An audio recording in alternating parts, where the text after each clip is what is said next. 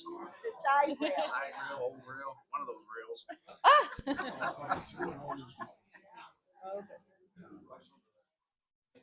Good morning and welcome back. If you joined us last week, and if not, welcome as well. There's still so much of our story to tell.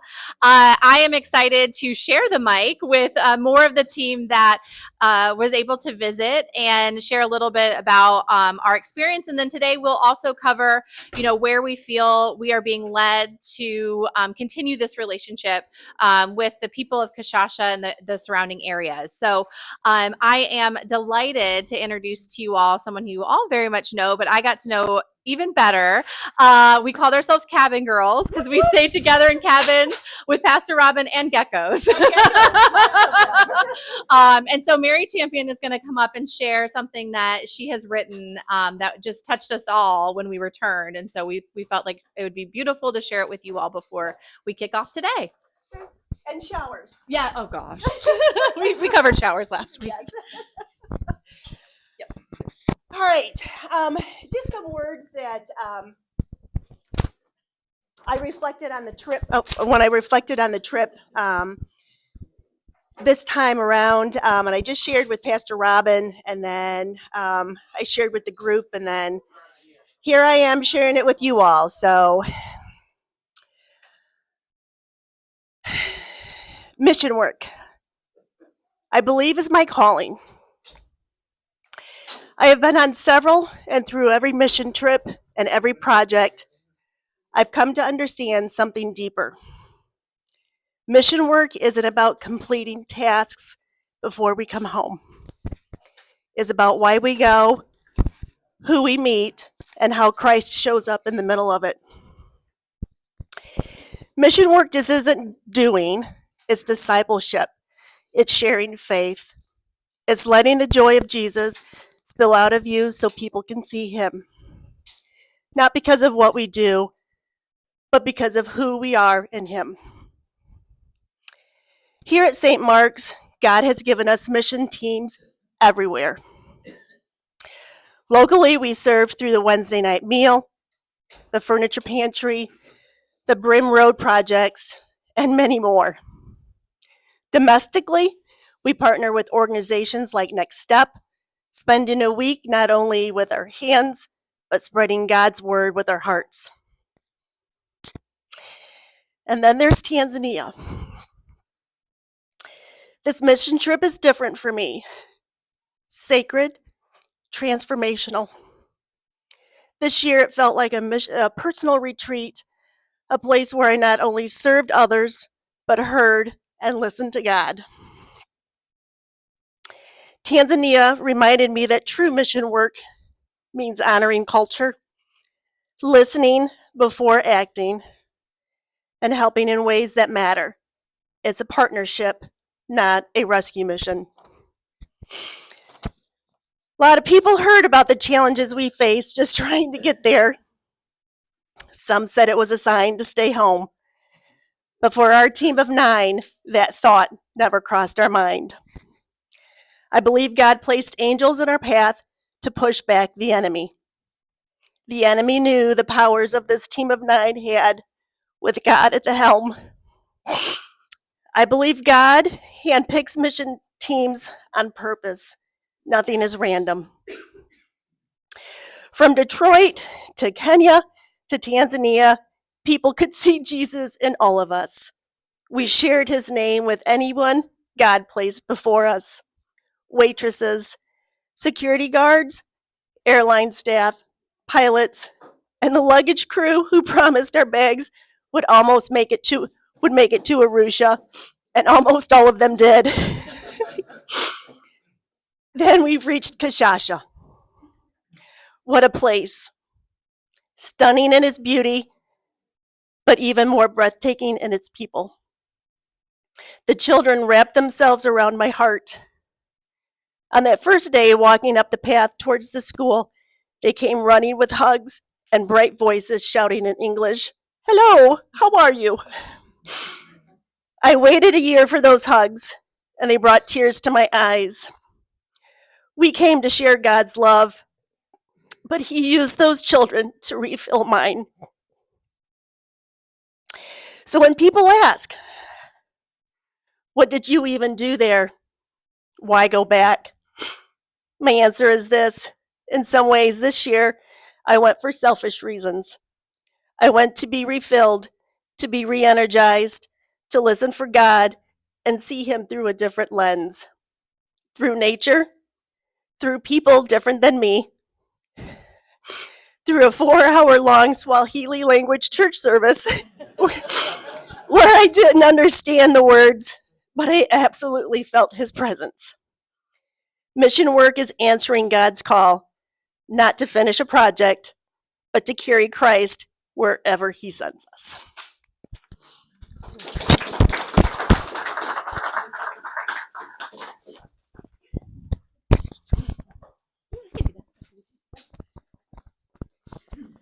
All right, a deep breath after that one.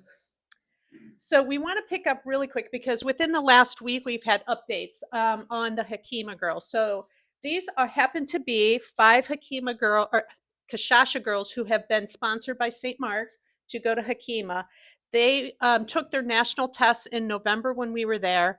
They are back in the village. Something that has changed this year that has started is that they are coming back into the village. They are going to the primary school and they're giving back. So they just found out their test results, but they're there until June.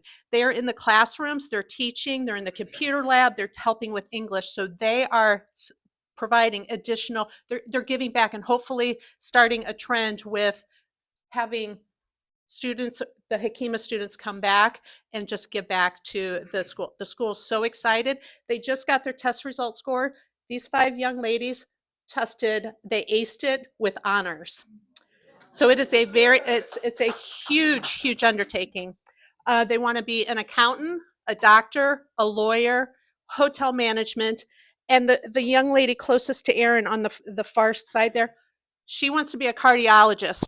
She passed her test with flying colors. She got in the 99th percentile in the entire country of Tanzania. So this is just a small representative of what these young ladies have done. So it is remarkable about how life-changing they are. When they got these test results back, the students at the primary school were so excited. Their families are humbled beyond belief. So there's, sure. Oops. No.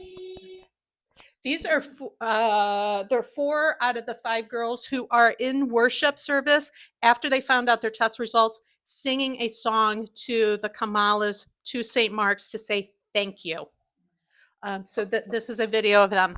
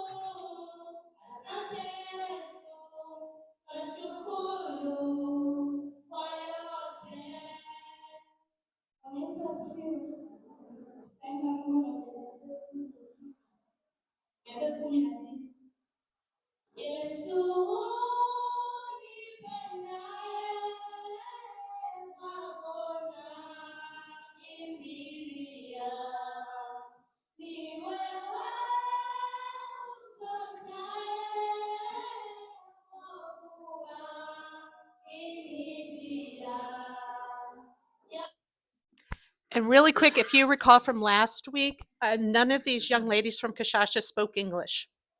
And the testing is all in English. So this is all something that, based upon their education at Kashasha, the primary school, and then Hakima, they have learned English, and that's the results of their education and our help. So that is a quick update on Hakima girls. And here's Cindy. Good morning. real quick. I know we have a lot to cover, so we'll go through this, but if you have any questions, please let me know. This is a water tank that it provides water to the clinic. There's two other water tanks that provide water to the school, but this was cleaned up, and it is the road coming into town. You can see it right there on Aaron's side. That is the only road into town. It has a few holes and bumps and makes for an interesting ride. But this is now the greeting at the village site. There was a local artist who was asked to do a mural on the water tank. So it goes all the way around. His name is Isaac. And as we learned last week, we dedicated the new classrooms at the primary school. Well, after that, we took a short walk over to the water tank and it was dedicated. So we just have a few pictures here to share with you of that. Okay. Yes. Yeah. Right next to Mary is Isaac. He was the artist who did all of this. Then the next day after that, we broke up into groups and did different projects around. So these lovely three ladies took their tools and cleaned up all around the water tank, just the weeds, things like that. I think you saw some monkeys while you were doing that. They came to join. So yeah, just one of the projects that we did. So just a few pictures of that and the artist and his work. So the clinic, I know for those of you who may have seen last time, the clinic was troublesome.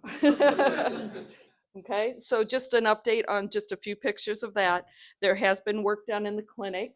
One of the other projects that was done, the request was to have some tables and some seating there for people who were waiting for the clinic. In some of the buildings around the village, there were some furniture that was left from when it used to be another school, things like that. So that was retrieved, cleaned up, and placed in the gathering areas, so to make it more welcoming. And I think we also have a picture of, on the right is one of the updated rooms, the patient rooms. If you remember, for those of you who saw it last time, a lot of the patient rooms were a room with maybe a table and a light hanging down. So it's definitely been cleaned up and painted and looks much better. On the left is a grandma showing off her new grandchild who was born just as we were visiting. So they were moving into the patient rooms and getting settled. So, okay. Worship. How do you look at those eyes and not just melt and go, God speaks in so many ways. And you know, those eyes look at you and you smile and they break into the biggest grin looking back at you. It doesn't matter if it's Swahili or English at all. God works through it all. And you heard a little bit of the worship and saw that, but this is the actual church that we attended on Sunday morning. And yes, it was at least a 3-hour service, but it didn't seem like it. The front of the church and then the lovely choir, the ladies they all just sing so gorgeously, as you heard there. This is a view of what church looked like that morning. Wellington was there, and also his friend Paul sat among our group and served as our translators. So they kind of filled us in what was going on. And the children were they were just so happy and wanted to be around all of us. And we just welcomed them. So it was very humbling. Wellington and Pastor Robin saying a few words. It was Pastor Dixon's birthday, so there was birthday cake to share. So I think they all enjoyed some of that. And the tradition is, if you come to church and do not have anything to put in the offering, they hold an auction after service. So this is the auction that is happening after service. You see all the things laying there out front. Maybe the baskets, there's some fruit, and the young man right now is auctioning off what is in that bag. That's what families bring. If they do not have the money, it's auctioned off, and then that money is their offering. So that is the tradition. And as you know, I thought maybe I'll lose some weight on this trip. They fed us so graciously and maybe often. We were just humbled by how knowing what their means are, how much they opened their hearts and wanted to care for us. and did such wonderful things. So this was our meal after church that day. Okay.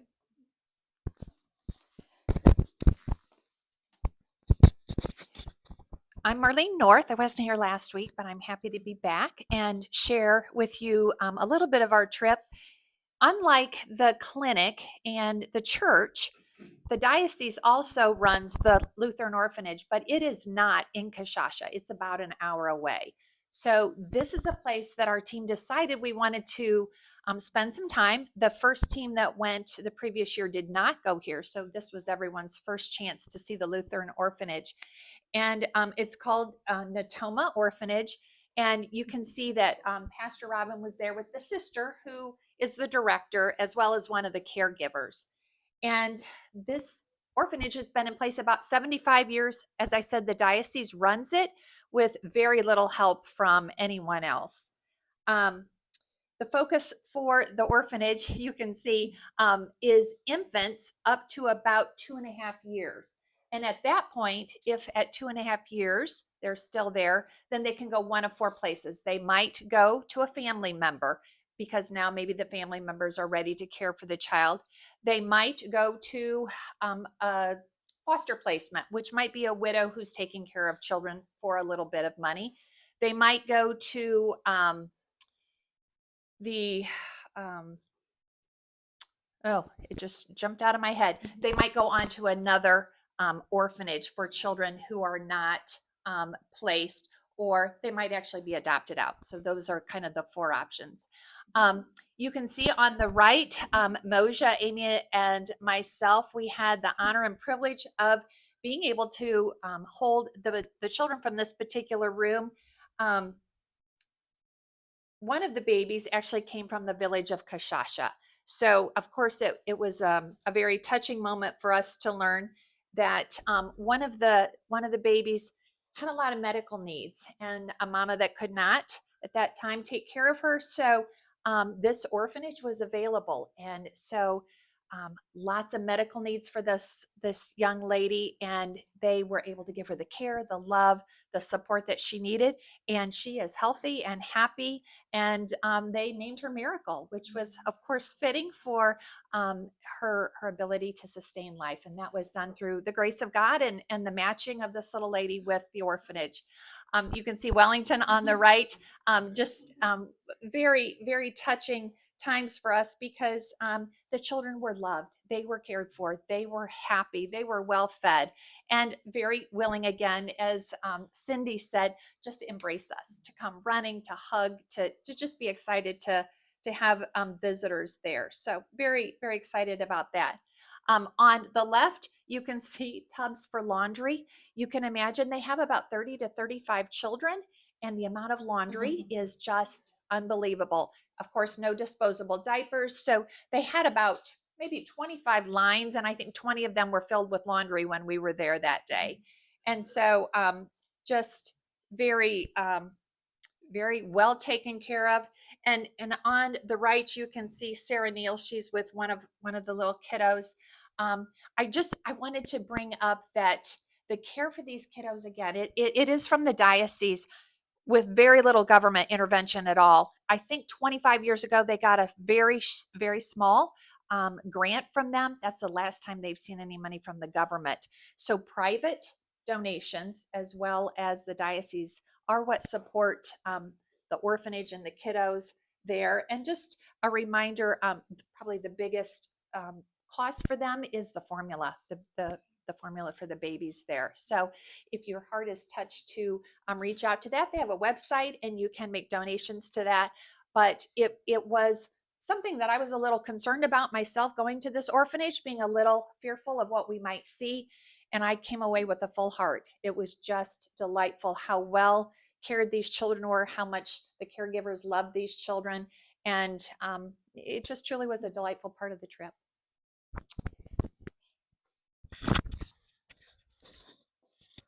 You. Good morning. Good morning. Those of you who know me well know how hard it is for me to be brief, so I'm going to do my best.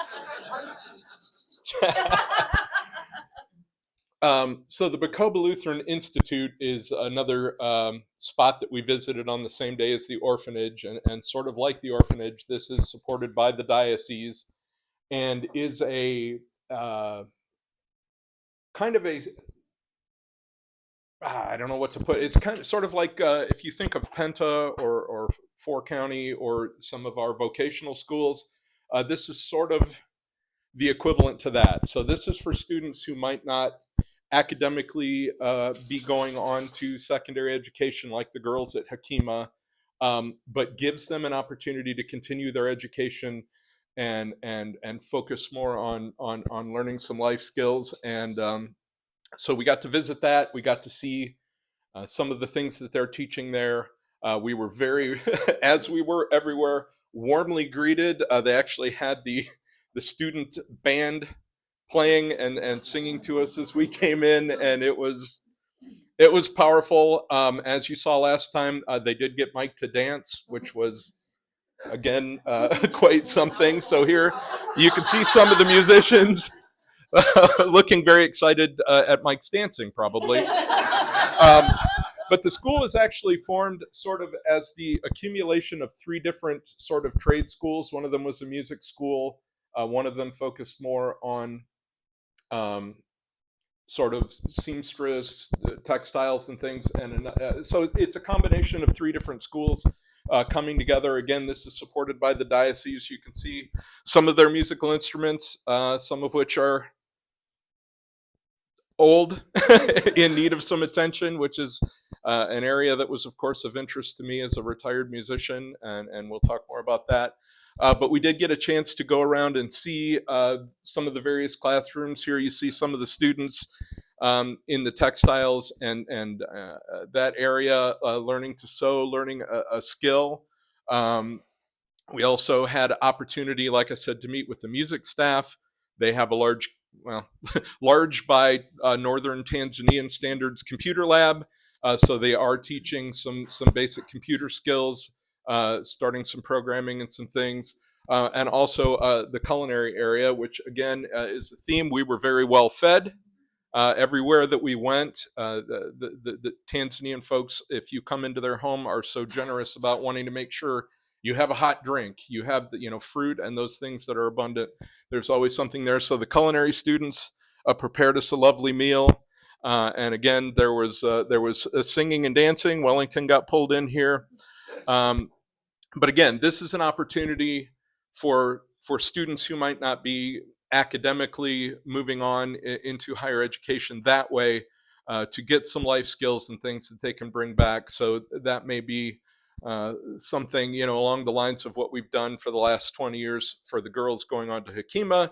That might be an opportunity for us to support some of those other students to continue on and go forward with their education in that regard. And one of the things that I'm looking at personally is working with the music staff there. I have some connections in the industry to see if we can't get some updated instruments. And I mean, simple supplies are a big deal for them. I pulled a guitar pick out of my pocket, and the head of the department went, "Oh gosh, do you have any more of those?" So it doesn't have to be big strokes, but small things will help, and we're hopeful that maybe this can be an opportunity to help more students from the village of Kishasha going forward. All right. Who's got this one? All right. So since the container did not arrive, and Mike will catch you up on that shortly, part of our plan, not God's plan, our plan was, once we were there, we wanted to prepare a meal for the staff at the vanilla plant, and also just kind of the staff that has been friends of ours from last trip, this trip. We just wanted to prepare a meal. Since that food did not arrive in the container, we decided to purchase the food there locally, and we took their food and just put a spin on it. So we invited, real quick. So some of these are faces that, so for example, this is Savalina. She's the clinic, the nurse practitioner. You've got Veronica. They showed up in their Sunday best. They were so excited. So they get there, and I'll play Wellington, that Veronica at the end of this meal stood up and gave a speech. First off, they showed up, they really didn't know what to do. So we had them sit at the table. And Wellington has better words of explaining that than I do. And I know when he watches this video, he's just going to shake his head and say, oh no. But that's okay, Wellington. After the few pictures. Oh. There's, you want to explain? Yeah, these are, like I said, we just took what they grow there, put our little spin on it, and thankfully nobody had issues after eating our food. Everybody was healthy. So you can see the fish and just anything that we could buy locally was what was on the menu that night. There is everybody sitting around. We served them as well. So here's Wellington's audio.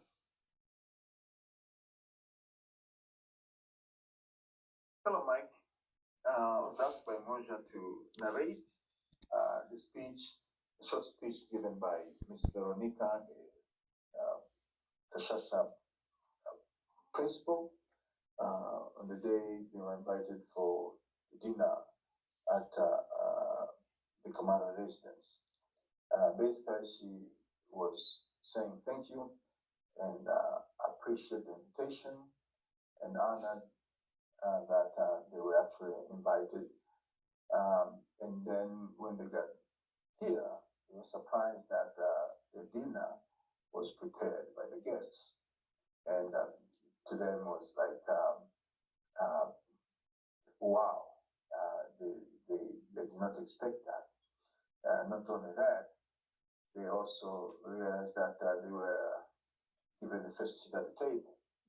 And this was prepared for them. So she was talking on behalf of everybody who had a marvelous dinner that the guest prepared, distinguished guest prepared, and the shocker that they were given the first seat at the table.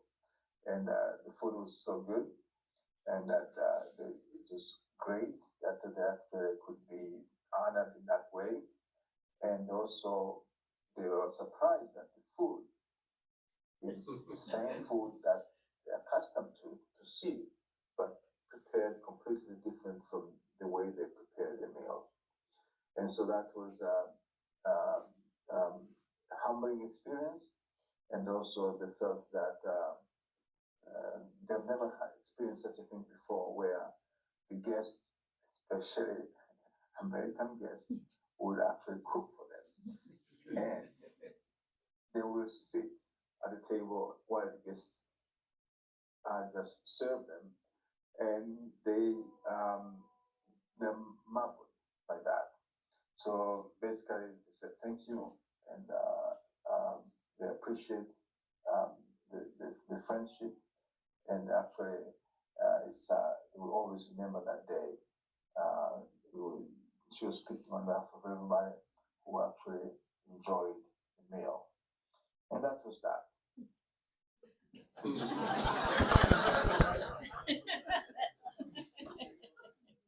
So really quick, we went in just wanting to provide a simple meal. What we didn't realize until after the meal was most of them have not sat around a table before. None of them have had an American serve them food or do the dishes. When the meal was concluded, they wanted to stand up and start doing the dishes themselves. Of course, we didn't allow them, but I think every one of us was changed by just preparing a meal and not knowing the ramifications that it had on everyone around this table, because they are still talking about us Americans serving them. They were invited to the table. They wore their Sunday best, and having a place where they could just be. They were just like us. So that was our farm to table. We had no idea, like I said, going in, that this was going to be the outcome. But again, God turned it on us and said, "Ha, got you again."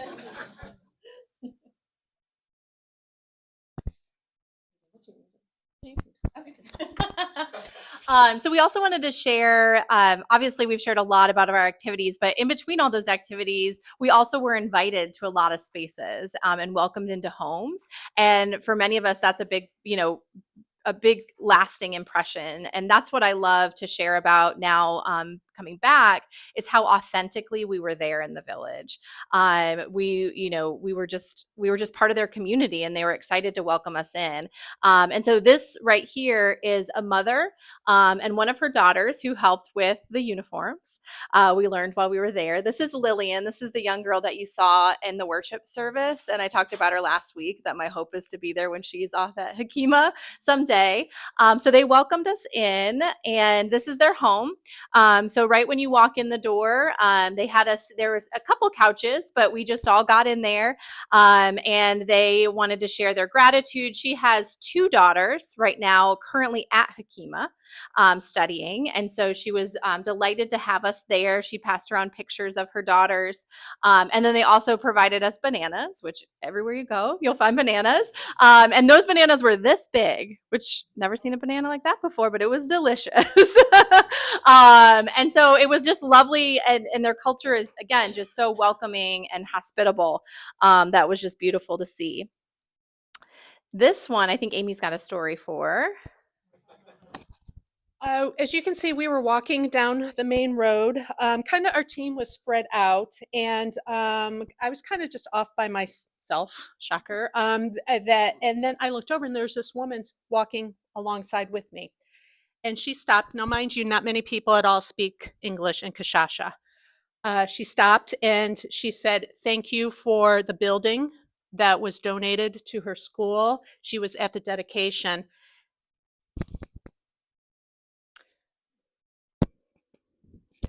She looked at me. She looked me in the eyes and she said, "I see how much Jesus loves you." And so we had this beautiful moment about how Jesus loves her just as much. Their takeaway is that since we're Americans, we have a lot. We are so blessed. God loves us because we have so much stuff. We have everything. So she was feeling that Jesus didn't love her in that way because she just didn't have the same amount of stuff. So we had this beautiful conversation. And if you've been in worship, I was blind, but now I see. It was amazing, an amazing time with her. I turned around to see where everybody else was. And I looked back and she was gone. Never saw her again. So it's just one of those stories that God was there for sure. And again, God gave us another gotcha. This is a picture in the drying or sorting area at the vanilla bean. It's not a factory, it's a plant. Thank you. A vanilla bean plant. So one of the things that Moja and Wellington have brought to the community is this vanilla bean plant, which helps employ local village people. And they also then are contributing money to local farmers who grow vanilla. It was very interesting to learn how vanilla is pollinated. It is a very, very specific process. And again, it's one of those crops that they probably can't do a lot with, right, in their daily eating. And so for them to monetize on a plant like this is really great. And so we got a tour of the plant. And so we got to see the drying racks outside. We've got to see the office spaces. And then this is where they sort the beans by length. And then that way, when they are to be purchased, you can be specific on how long the beans are that you want. Whatever that may be. I don't know what you need a long one for, a short one for. But we had the opportunity to get to see this, and it was really, really cool to see what they've created there and how they're boosting the local economy and highlighting a crop that doesn't get a lot of use there locally, but can be contributed elsewhere.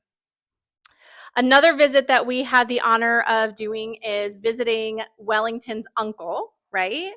And so we got to go and visit their home. He is 102. Very appropriate for today's sermon. He is blind. So he's lost his sight over the years. This is his daughter here. and they take care of him. And he was lovely. He was just as excited to be with us.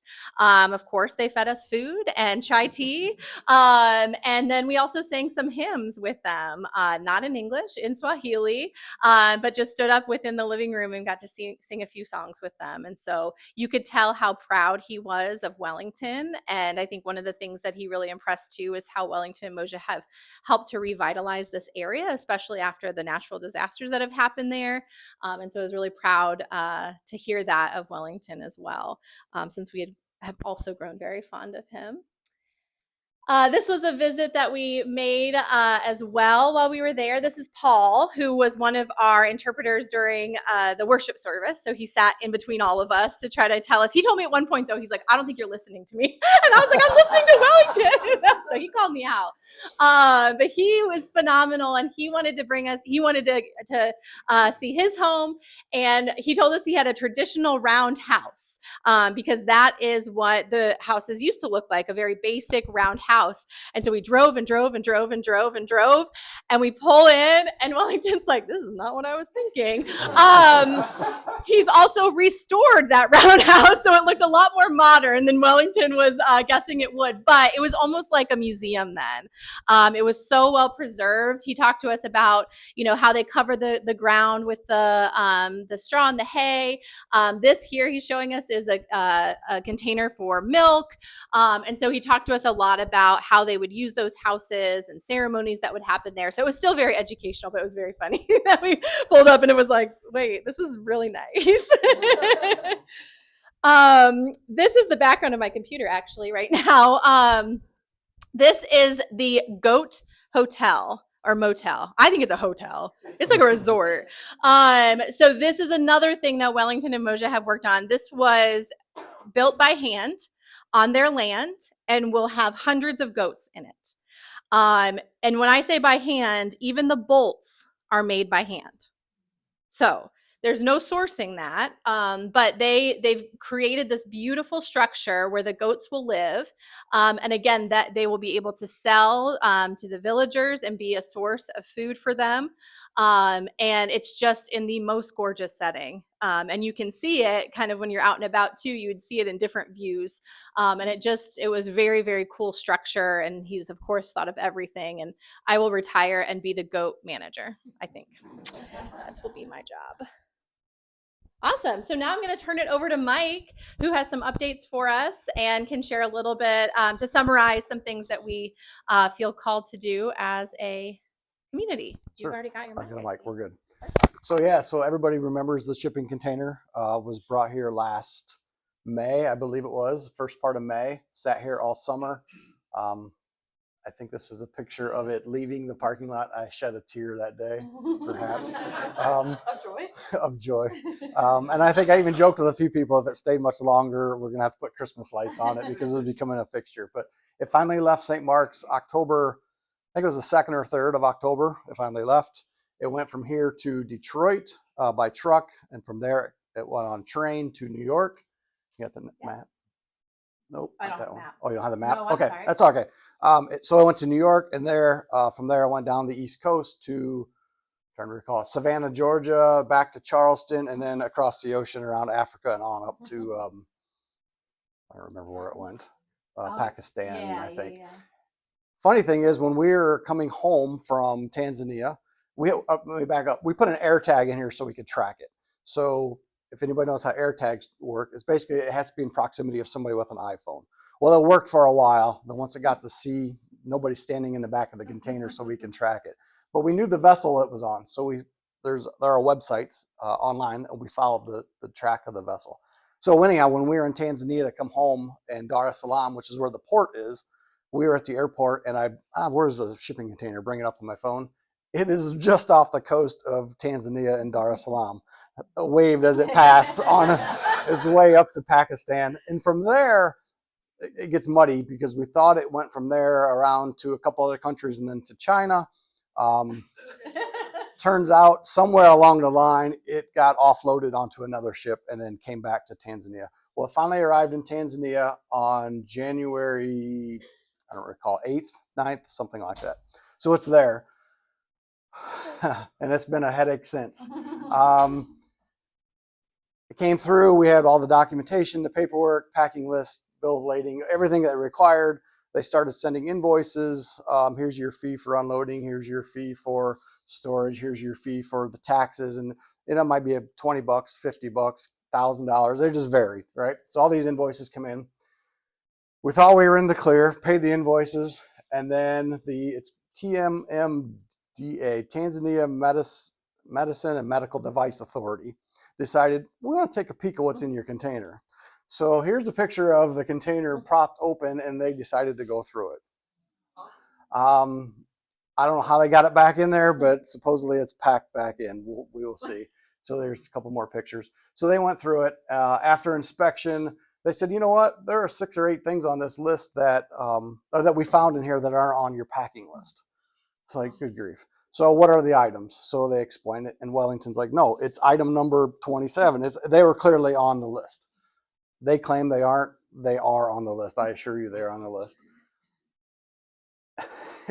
They're corrupt. They have rules, regulations, policies, laws, but they don't follow them. So it's, how can I better myself? Give me a few bucks and we can make this happen type thing. So that's kind of where it was at.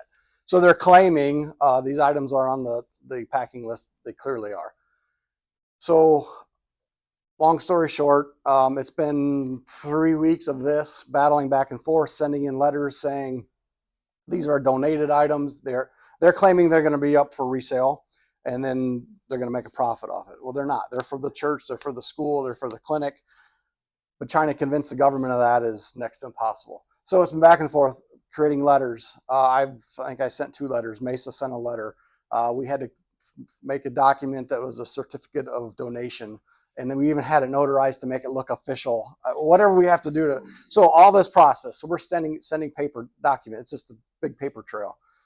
Just yesterday, Wellington gets an invoice for the final 6 or 8 items, $24. $24. This thing has been sitting at port for months, and he paid it. So with any luck, it will be on the road tomorrow to Kashasha and be there this week. But that's to be seen. So they did file, actually backing up one step before this invoice, they filed for a conditional release where they release the container to be shipped to Kashasha, where they don't have to pay the storage fees, because they're paying storage fees daily at the port. So they can ship it to Kashasha, and then an inspector can come there and inspect it. Well, that was never granted. So hopefully now that he's paid us what we're hoping is the last invoice, they'll release it unconditionally and it'll be on its way. So everything that was sitting out here last May is now still sitting there in a container. So it's going to get there, but that's kind of the update. Next steps. So last year when we went, the team came back. We identified some different areas of, hey, how can we reach out? How can we give a hand up? How can we help the folks of Kashasha? And you know what? We checked off through the generosity of St. Mark's, the Kiwanis, the Rotary, the Bowling Green community. We checked off an amazing list of items. So we did a similar thing this year. We identified what can we help with. One of them is probably the bigger price tag is the completion of the classrooms. So if you recall, this is only half of it. There are 2 classrooms to what be your left, and then the green door is the principal's office, and then there's a mirror the other end. Well, through a couple very generous donations, the first half of that is complete. So up to the principal's office. So one of the goals or tasks would be to complete the remaining building. They have some sheet metal kind of on the end where the 2 meet to try to keep the weather out. It's a beautiful classroom, but it just needs to be completed. And I think the price tag of that's around $20,000. So that's probably the highest ticket item, but that would be one of our priorities. The other thing, you can see these 2 girls here in the rain. One of the days we were at the school, it rained. And when I mean it rained, it rained. It came down in buckets. And of course it was lunchtime. They eat outside, so the kids couldn't eat. So all these kids are stuck in the classrooms waiting on the rain to clear. It finally cleared sometime later. They went outside, and then the kids just sat in the wet grass, because that's what they do. They find a tree and sit out underneath the tree in groups. So we thought, why couldn't we build a structure, like a shelter house? They could either use it for lunch. They could even use it for an outdoor classroom teaching area. So there's a variety of ways it can be used. And Moja got an estimate. It's around $5,000 to put something like that up. So we thought that would be beneficial for the kids so they wouldn't have to prolong their lunch, because many of them, this is the only meal they get like for the entire day. So now they're hungry, ready, willing to eat lunch, and they can't because it's just pouring buckets, and that we experienced that. These are a picture of a couple school kids. This is a government school, the primary school. The government says, regardless of how many kids you have at your school, we're going to give you, and I don't have the exact numbers, but we're going to give you X number of books, and that's it. So they have nearly 300, just shy of 300 kids here. The government may give them 100, I'm just making numbers up, 150 books. Well, there aren't near enough books for everybody to take home, to study, to share. So the kids have to make do with what they have. The school doesn't have the resources to buy additional books. And the government's like, that's all we can afford. That's all you're getting. So one of the things we came up with is maybe we can offer support to buy the remaining books. So each kid at least has a textbook of a variety of subjects. Last year, St. Mark's agreed to commit to assisting with the lunches and the meals for 2 years until the gardens and the fruit trees and whatnot got established. It's slowly taking shape, but it's taking a little longer than anticipated. And the cost, they approximated $2,500 a year, but it hasn't been quite that much. It's been a little bit less than that. And we have paid a full year, and the first half of this year it's been paid for. So we still have midsummer, we'll make the final payment. But then we may need to consider extending that if possible. So the gardens are doing phenomenal. The greenhouses, in fact, when we were, I think it was shortly after we were coming home, they were going to start planting in the greenhouse and other seed pots so they could start the gardens. But it's not coming along quite as quickly as they had hoped. So that's a possibility. AJ had talked about the vocational school. For an entire year, room, board, meals, tuition, it's $490 for one kid to go through a course. It's a 2-year program. Most students after graduating will enter into the workforce. They don't go on to college. It's a vocational school, and they enter the workforce with the training they've been given. We would love to set up a scholarship fund similar to what we have with Hakima girls. This isn't to take away from the Hakima girls, but it's for girls. The boys don't have that opportunity. And it's for the highest ranking girls in the school, which is, that's the criteria, which is awesome. But not everybody reaches that bar, and secondary school and college isn't for everybody. So this is an opportunity to give folks an opportunity for schooling, to give them career skills that they can enter the workforce and then hopefully get back to their. So there's a 2-year program, and then there's, I want to say it's a 6-month program. It's like a certificate. They don't get a full degree, but for the full year, it's only $490 for one student. And then the last thing, I think this is the last one, isn't it? I think so. For the medical clinic, because we have all of this, all the medical equipment in the container, if it ever gets there, they suggested maybe a generator for some of the power supply. We experienced it, and I think we shared this last week. It comes and goes, and it'll be on, and next minute it's out, and you don't know how long it's going to be out for. So to have all this new equipment, gently used equipment in the medical clinic and not be able to use it is kind of pointless. So that was the other thing we came back with, is maybe we could provide a generator for the clinic to keep it more reliable. That's all I have. Any questions for any of us? First off, I want to say thank you to everybody for your support for the last 2 years now. Absolutely. So thank you. But any questions? There's so much going on with solar. Not to take away from the generator, but is there a possibility there to use solar energy for some things and have a generator for backup? So they do use solar to heat their water if they can afford it. And we experienced it. If it's not a sunny day, you're not getting a hot shower. So it's unreliable because their seasons, they don't have spring, summer, fall, winter like we do. It's dry season, rainy season. So when it's rainy season, you may or may not see the sun. So you may or may not have hot water. So it probably wouldn't be as reliable as we would think. Now, when I say rainy season, it may rain half the day, but the sun may come out part of the day, or it might dry up part of the day, but not enough to be reliable to to run medical equipment. The food supply, you're talking about the greenhouses. Yeah. Was that because of Wellington and you guys showing them how to do that, or did they have that established before you guys? So our first time there, it wasn't there. Wellington and Pastor Clyde Singh helped build the greenhouse, and they've been teaching the student. And I don't think we had them in here. One of the other presentations we did, I think we had some pictures of the kids actually working in the garden, showed the kids working, pulling weeds, planting, watering, that sort of thing. So Wellington and Clyde Singh built the greenhouse, and it's I think they're making even a class out of it for the kids to teach them horticulture and agronomy, and they can go in and learn how to raise and hopefully take that skill set home with them to their families. The farm to table meal. Yes. What did you prepare for the people? Yeah. And I saw deviled eggs. Yeah. Were they chicken? They were. So Pastor Robin made deviled eggs. So we did use a few ingredients that Moja and Wellington had on hand that they used for their own comfort. So they made that. If you saw, the yolk was yellow or pink. Every single yolk was a different color. They're all chicken, but because of however they are fed or how healthy they are is what color the yolk comes out.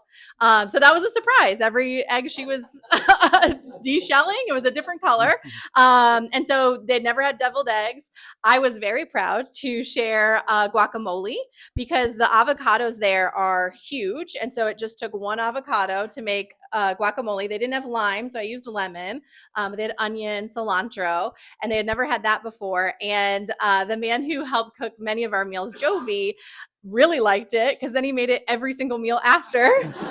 And so we call him Guaca Jovi because we made fish tacos out of the fish.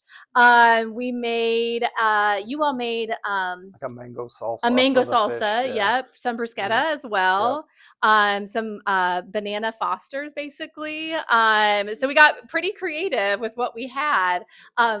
Spaghetti. Yeah. Oh my gosh. That Yeah. was Sarah one thing slaved we over that really learned spaghetti. was that tomato sauce here does not mean the same thing tomato sauce means in Tanzania because it's more like ketchup. So Yeah. Sarah really had a challenge to turn that into Yeah. a spaghetti sauce. She nursed that. Yeah. So that it was hard, I think, to make it because trying to get creative. But it was absolutely worth it. And I would do it again. Yeah, and in the container, I think, and I don't recall everything we put in there, but we were thinking of American food, something they haven't had before. Somebody picked up some box of mac and cheese, Kraft mac and cheese. There was pepperoni. We were going to make pizzas one night. Taco shells. Taco the actual shells. taco There's shells. nacho chips. There's a variety of things. Yeah, S'mores. s'mores. Things that we pretty sure they haven't experienced before. Yeah. Well, it's still sitting at the port, so they may get it. If it's, who knows if it's even going to be any good, but They'll be like, no, thank you. yeah, hard pass. Did you see the water system that was installed before you were Yeah, there? Is it's it a school. Running It's a school. at school. Yeah. The filtration system. They asked if we saw the water system at the school. So that was put in a couple years ago. Their water tank this past year, a second collection tank was added. I don't know the rhyme or reason if it's shortage of during the rainy season, if they had a shortage of rain, if they're just using more because they're cooking more, but they ran out of water. So kids were having to, they had this nice filtration system, but kids were still having to fetch more water down at the muddy creek. So the second tank was added, plumbed together so they can collect rainwater off the roof. So hopefully that'll, yes, we saw that. Sally, do you have a question? I just wondered about the books when you talked about the books for the children. Mhm. Those are all in English, correct? Or not? Books, Like the for the textbooks. textbooks, Yeah. Well, They would not be. So they'll if be they in were the Swahili. yeah, they'd be Swahili. So it's the books that are provided by the government. I think the idea would be, can we purchase more to meet the demand? So those would be in Swahili. Yeah, there aren't near enough books to go around Yeah. for all the kids there. the library ones that we sent. Those They're were in in English. Yeah, Yep. and the container has 80. There's thousands of books, 80 or 90 big boxes of books. There's Yeah. tons and tons of Yeah. books. So if it ever gets there, Yeah. it will. It will. Yeah, absolutely. I just want to make a comment. This all started when Mosher was on the library board. She donated a trip to Tanzania for the fundraiser for the library. Bob Rex bid on it. Bob Rex and Winnie went along with Alan, Lee, and then our son Mark and Wellington went along to make the group. They came home with pictures of girls and other, well, mainly the girls, but children walking back and forth and getting water from a dirty pond. That was the only water they had to use. So they came back. Bob Rex is in Rotary with me, and I said, "This looks like a Rotary project to me." So we end up with Rotary start initiating it. We had money from St. Mark's, money from the Kiwanis. We end up putting the water filtration system in. We invited Robin to our meeting that we showed. Alan and Lee presented, and Bob, what Rotary had done to give water, clean water to this school. And Pastor Robin, it's like a light bulb went off in her head. And she's like, I had no idea you guys had done this and what this was all about. So it started with a small group effort. They went, as they paid money for the library, they paid for their way as a fundraiser for Rotary given by Moja. And it all started. So light bulb went off, and then Rotary did pay for the new water tank this last year. And then the medical equipment that they sent is from Mesa, which is a big Rotary project. It's called Medical Equipment Supplies Abroad. We collect medical equipment and supplies year-round, take it to various countries during the year. We probably send, 6 or 8 container shiploads every year to different countries to supply medical, and that's a big Rotary project. So Rotary was able to help with this too. But it kind of came from a little thing, and then with the help of Wellington and Moja, they hadn't planned on any of this happening, but with the light bulb going off with Pastor Robin especially, it's like the more we can do, the more we can help, the more we want to help. So I just wanted to still give some benefit to Rotary, and then the initial donation of Moja giving their home for a trip to Africa for 6 people. So Thank you. That was a great way to end it. Thank you so much. And please feel free to grab any of us if you have additional questions. I know we're coming up on the second service time, but wonderful. Thank you for joining us again. That was so good. Thank